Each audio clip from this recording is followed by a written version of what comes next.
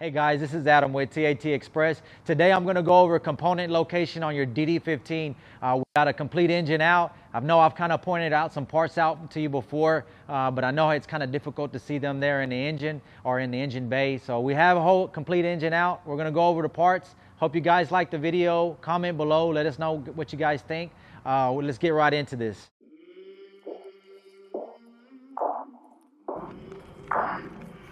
I came from the mud, there's dirt on my hands.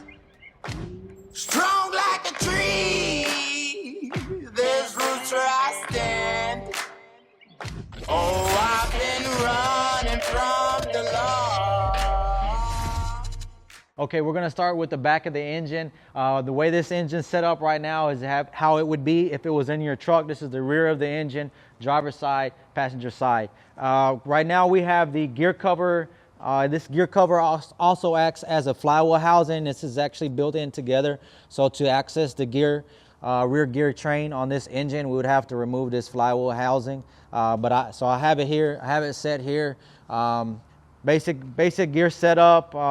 Of course, the crank is removed right now. You have some idlers and you have some accessories as well. This is what drives your the air compressor and your fuel pump as well. This is the head section right here of the engine, and then this is your actual rocker box housing. So you'll see oil seeping. This is a very common oil leak. Currently, the valve cover is removed. But since this is dual overhead cam, you can see the gears for the cam. Everything needs to be timed. So of course, this is why you have your gear train and towards the back. Now we're going to be moving over to the passenger side of the engine, and I'm going to point out a few components there for you as well. Okay guys, so this is the top view. This is the rear of the engine. You got the two drive gears for your cam. Like I mentioned before, this is dual overhead cam. One cam is going to be dedicated to your exhaust valves. This one's going to house also your brake assembly, your engine brake assembly, and then one's going to be dedicated to your intake. The injectors are currently removed right now, so no injectors in place. So that's the top part of the engine there with the valve cover taken off. Okay guys, so we're going to go over the driver's side of the engine. So this side of the engine houses a lot of components. Since we're dealing with a rear gear train, the engine, everything's going to be towards the rear of the engine. First, we're going to start off with your air compressor, single piston air compressor made by Bendix. In front is going to be your power steering pump. Above your air compressor is going to be your fuel pump. That's a dual piston fuel pump, pretty large fuel pump, high pressure pump there. Behind your fuel pump, here on the housing here is going to be your fuel dozer. This is going to be a fuel injection dozer for your after treatment system. We got a few lines that are disconnected, but these kind of go into the fuel return up there to the feed line. We have two feed lines removed that go up to the common rail, fuel rail of the system.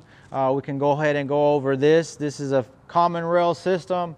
We have the fuel lines removed, but I left one here so you can get an idea of where that's coming. This is the actual rocker box.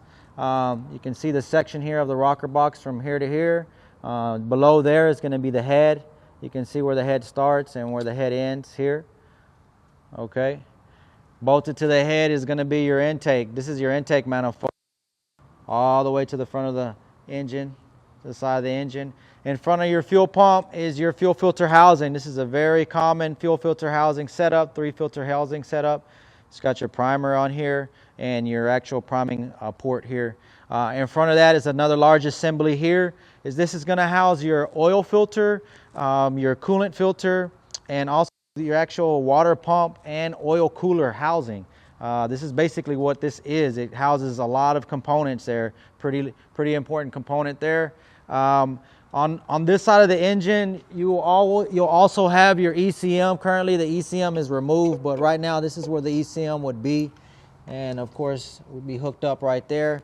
Also here down on the floor we have the oil pump assembly. Since it's gear driven as well, you can see that's why the gears are towards the rear. I brought this up in one of my other videos before.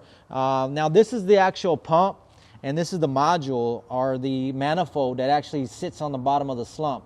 So when this pump is actually sucking, if these O-rings are toasted up and they don't provide a good seal for the bottom of that bottom of that pan, of course, it's not going to be supplying enough oil to the system. Okay, so we went over that before. So this is this section of the engine. We're going to move on to the next one. So let's get right into it. Okay, guys. So this is the front section of the engine. You can see here, this is the water pump. You have the fan clutch that's bolted here. Right now the crank is actually removed, but usually you're going to have the crank here, all the front section of the engine. You can see the head section here, head, and the rocker box housing here. On this side of the engine, you're going to have your coolant manifold. It's kind of a large manifold that's bolted to the side of the head here. On top of that, you have your EGR cooler. Of course, this cooler gets cooled off. Cools off exhaust air coming out of your exhaust manifold right here. We're missing our S pipe, or actually it's just a C pipe that goes here coming off your EGR valve.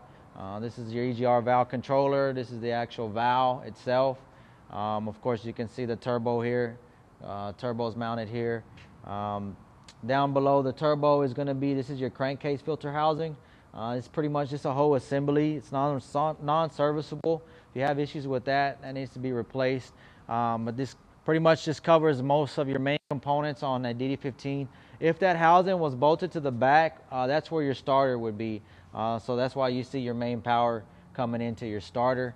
The newer engines are not going to have this turbine setup. Detroit's gone away with this turbine setup just because it didn't, from what I see, it just probably didn't work out the way that Detroit wanted it.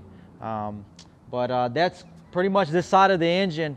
If you guys got any questions about your DD15, give us a shout. I hope you liked the video. Subscribe, share, turn on the notifications. You can also email us. So I hope you liked the video again, guys. Until next time, be safe. I came from the mud. There's dirt on my hands. Strong like a tree. There's roots where I stand. Oh, I've been running from the